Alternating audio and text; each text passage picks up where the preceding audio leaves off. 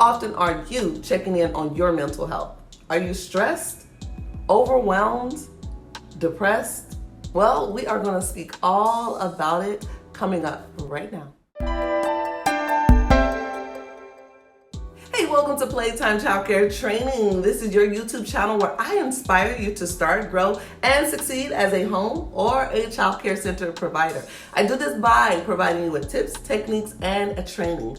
Today, we are going to be covering three major things. We're going to be covering mental health. We're going to talk about what mental health is, why it's important to be having a mental health discussion, and things that you can do to be healthy mentally. I am not a doctor or a psychologist, a counselor, or any of the medical professionals who deal with mental health. I'm here just for informational purposes to share my experience and to open up the door so that we can discuss mental health. Please make sure to check with your doctor, your counselor, or any medical professionals if you know that you need help. If it's an emergency, call 911 and see someone as soon as possible.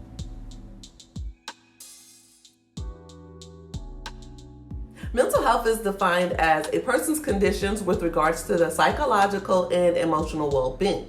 There are many types of mental disorders, and there are groups in many different areas, such as mood disorders, which includes depression and bipolar, anxiety disorder, personality disorders, psychotic disorders, eating disorders, trauma-related disorders such as PTSD, or known as post-traumatic stress disorders, and substance abuse disorders.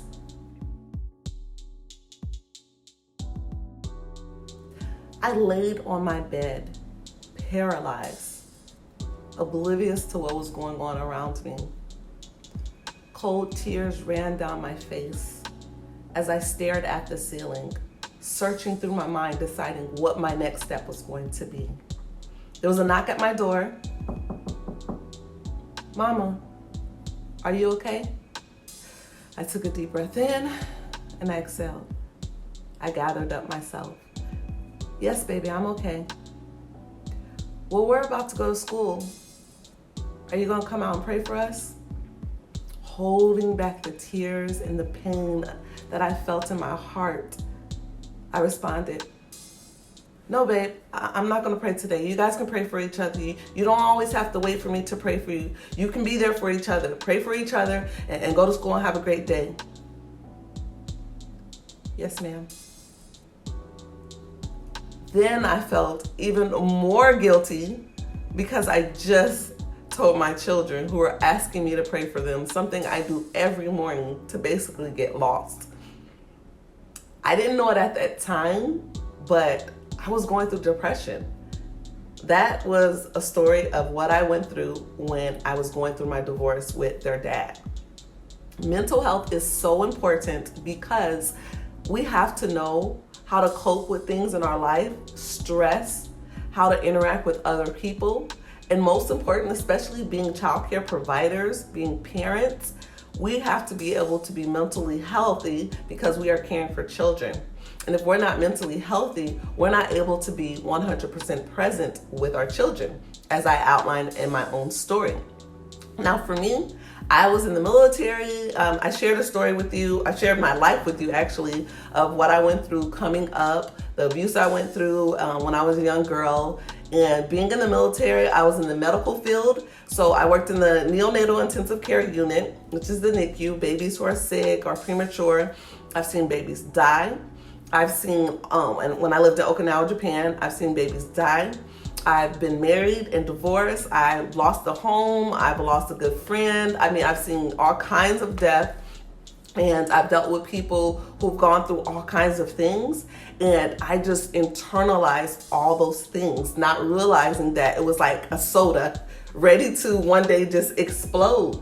And it wasn't until recently that I realized just how serious mental health is. See, being a Christian, I always looked at it like, if you have mental disorders or if you need anything that wasn't good and happiness and joy wasn't of God. So that was my false belief. And that's what kept me just in bondage to all kinds of mental health disorders. Being in the military, I worked in the neonatal intensive care unit.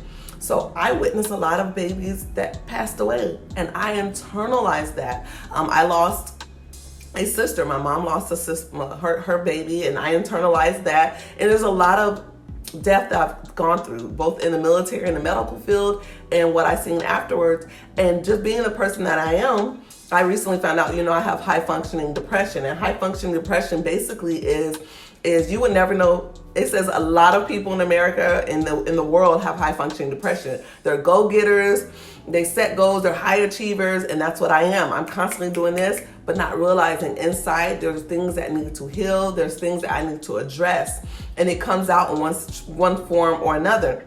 For example, I don't do well when it's cloudy. If it's cloudy outside, it takes a lot for me to put one foot in front of the other. The weather definitely has a control on my emotions. And if you don't stop and look at yourself in the mirror and say, I need help in this area, then it's going to just spiral and continue to be out of control. Trust me. There's nothing wrong with addressing your mental health. The reason why it's so important for you to address your mental health, especially as home child care providers and as child care center providers, is you're dealing with children. You are dealing with children. Children need you. And in order for you to be able to raise them, to be fully present with them, you have to be aware of your mental stability, where you are mentally. If something is wrong or something needs to be addressed, that doesn't mean you're broken. That doesn't mean you have problems. It doesn't mean anybody's going to judge you. And that's the problem. So many people don't want to address their mental health because they're thinking, oh, someone else is going to judge me. I have 4 children. All my kids, they're back to back, 12, 11, 10, and 7. And so I also went through postpartum depression for each child. Now, I remember meeting someone and the lady was like, oh, there's no such thing as postpartum depression. It's just a mind thing. Well, she's never had children. So she doesn't understand that our mental stability, our emotions, all the chemicals that's going on in our brain when we're having our child, when we're carrying a child, it just throws everything off. So don't ignore it. Don't allow anybody to tell you, oh, there's no such thing. Oh, just pray about it. No. If you need help, get help. It's important.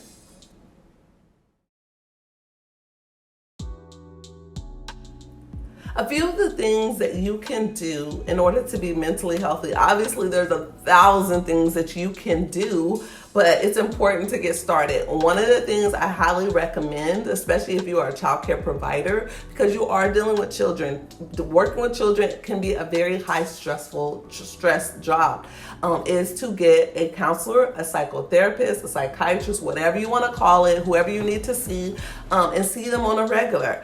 I see a psychotherapist, and I'm constantly talking to her, discovering what's going on with my emotions. I like the fact that I have a standing appointment. Like, this is something I'm going to do for the rest of my life because I do work with children, and I do work with adults who work with children. Let me tell you, I have not been posting that many YouTube videos because I have been overwhelmed with people trying to start their own daycares, but then you're dealing with different personalities. You're dealing with people who want you to help them and do everything, like take all your time, don't pay, just, some people who want to dump all their problems on you, some people who just have a whole bunch of things going on.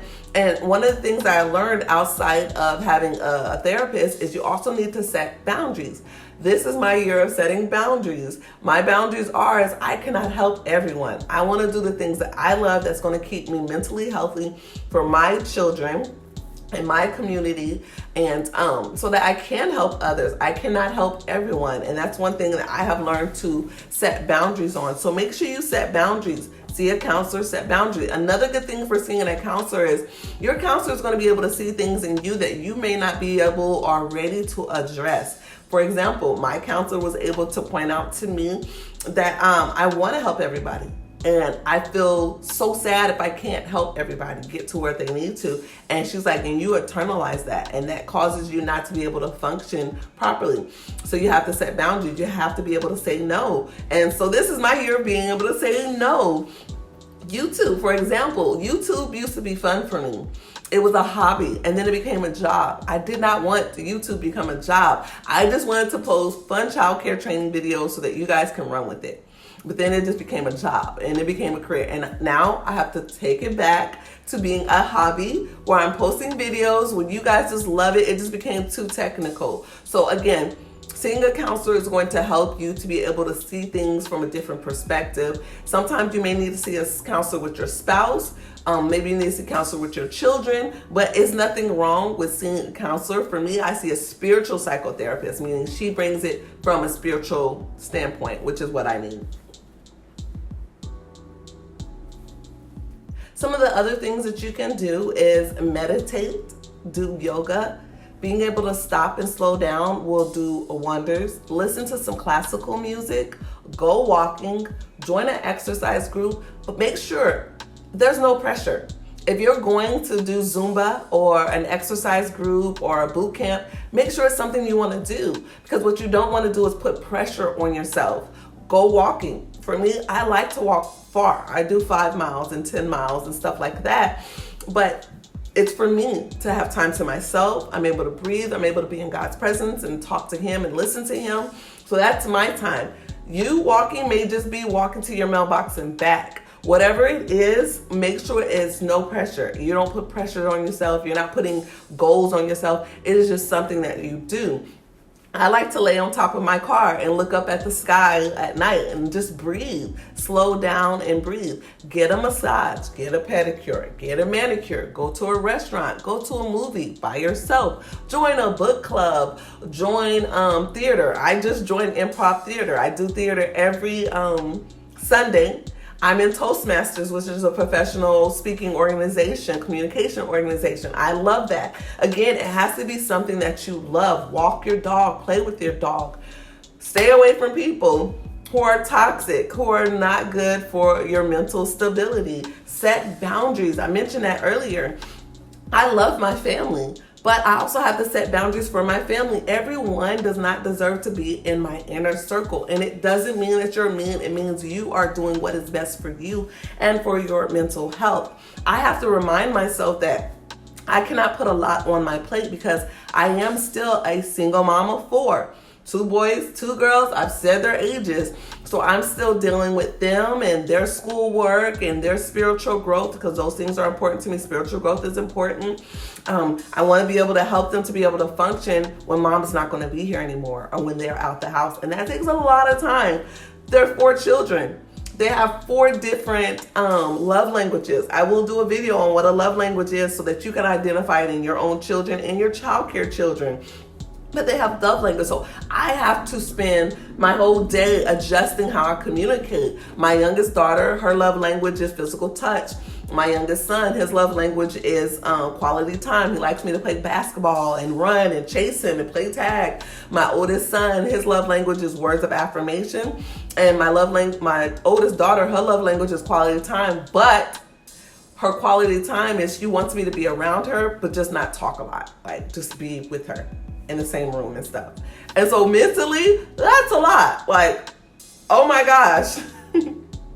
So that's just with my children. I still have to be able to communicate with people on an everyday basis, going to the grocery store, communicating with my neighbors, just different when I go to church.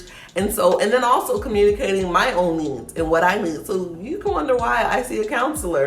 I can't do it on my own. I have to have a team. And then I'm single. So I'm also dealing with that too, okay, dating, how is dating going to be? And it's a lot. It's a lot, but it's doable. It's doable. You could be 100% authentic, 100% present, but the key thing is not to ignore your mental health because you're afraid people are going to judge you. I'm throwing all my business out there and I don't care. I don't care. You understand? Because it's not going to change the way I live. I'm not for everybody. My channel's not for everybody. My training is not for everybody. The sooner you realize that you're not for everybody, you are going to feel the weight of the world just lifted off of you. But it's really important. I really want you guys to take it serious. I want you to start now because we're going to start building a foundation for 2020 for your business as a home child care or any child care center provider. In order to do that, we're starting first with our mental health. And I want you to take those steps. Again, don't worry about the rest of the world. This is you. This is about you. You can do this step by step because overall it's going to help you to be a better child care provider, a better parent, sibling, whatever the case may be. But it cannot happen if you do not take the steps that you need to take in order to be mentally healthy. Again, working with children is a high stress job. I like to go get a massage every Friday. Every Friday I get a massage. I go get a pedicure. I take care of me because I can't take care of my children and other people's children. I can't provide you the videos you need if I do not take care of myself. So mental health is extremely important.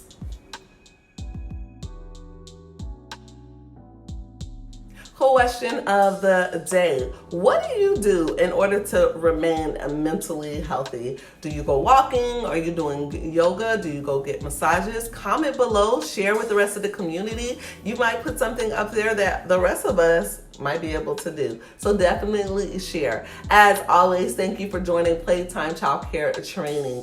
Make sure you like the video, share the video, but most importantly, make sure you are learning from the video. See you next time.